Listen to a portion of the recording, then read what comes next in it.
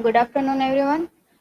Today's my presentation topic is the role of myth and memory in World War First literature.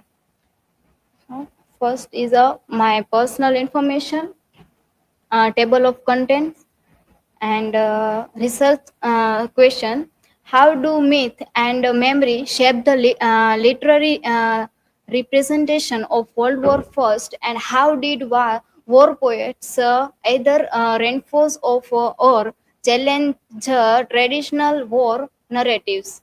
And hypothesis: World War First literature, particularly poetry, played a crucial role in shaping public perception of war by either reinforcing heroic myth or exposing the grim reality of combat. While early war literature often glorified sacrifice and patriotism, later poets like Wilfred Owen and Sigmund Sassoon used memory to counter state splendor myths, creating a more realistic and disillusioned uh, portrayal of war. First is a truth is a keyword in Great War literature. So we all know about the First World War. War. Truth is important in war. So everything we know when we know about the war. So literature connect we with war. So, introduction: the role of myth and memory in World War First literature. So, definition of myth and memory in War literature. Myth: the use of symbolic narratives to glorify, justify, or explain war experience. But memory: how personal and collective recollections of war shape its literary representation. And why these are important. So myths shape national identity and war narratives.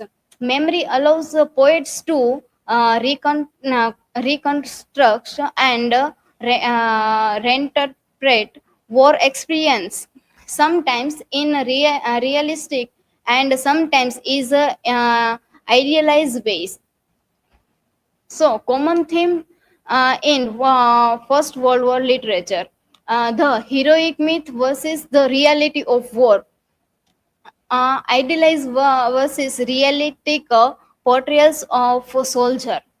Second is the gap between public memory and soldiers' experience. So here we can see the gap between public memory and soldier. Both are different when soldiers fight in war. So them personal experience is a different bit different our thought. So, third is the role of literature in perceiving and challenging memory. Poets and novelists influence how World War First is remembered. Memory in World War First poetry: personal versus collective remembers. So, personal memory, the soldier's experience. So here we can see the soldiers' experience. Poetry become a way for soldiers to process their trauma. For example, Wilfred Owen's preface to his poem, "My subject is war and the pity of war." Second example is Edmund's war poetry focused on the quiet sorrow and loss rather than the anger. Collective memory: how the public remembered the First World War. So, official war memorials focused on the heroism. So, when First World War start, everyone joined to war, but official war. is focused on only heroism. Everyone become a hero. Uh, Literature helped shape how future generation understood the war. So some poets avoided blame, while others like Sassoon expressed anger towards the military leaders. So Sassoon is a front of not accept this idea.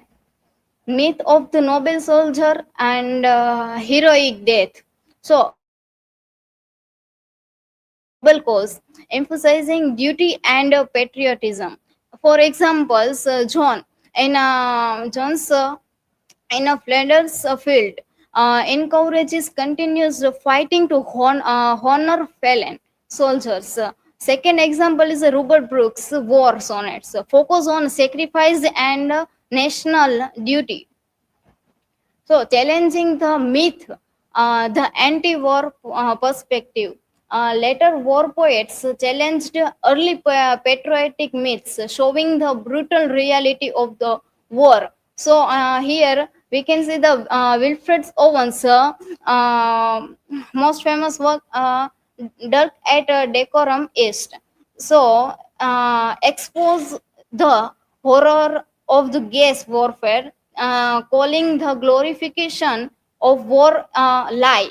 In this work, we can see the soldiers, his some of the friends in war feel horror, but they could not help him. Second example is Sassoon's The General criticized the military leaderships, exposing the cost of blind patriotism. The long-term impact of World War First poetry. World War First poetry changed the literature. War poetry led to a more realistic approach in literature, rejecting the idealized patriotism. Second example is Wilfred Owen's use of half rhyme, created a sense of urgency and brokenness, reflect the war itself.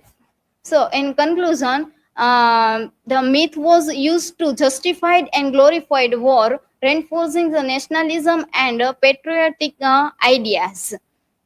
So, ultimately, World War First poetry played a pivotal role in redefining how war was perceived in the 20th century.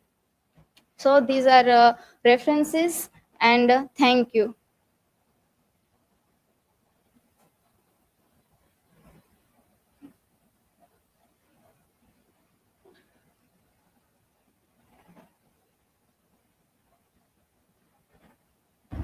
So, my question for you, Nikita, in what way does literature influence collective memory of World War One?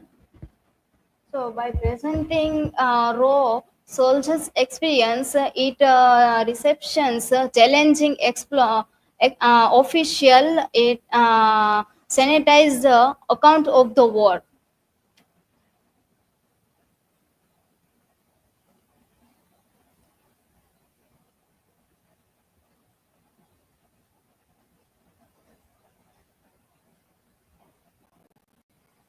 My question: how did First World War poetry shift war literature for a glorification of disillusionment?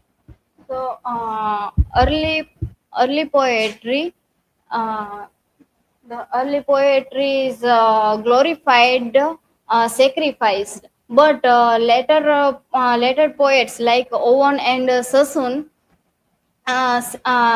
expose war brutality, uh, but replacing the patriotic myth with harsh reality.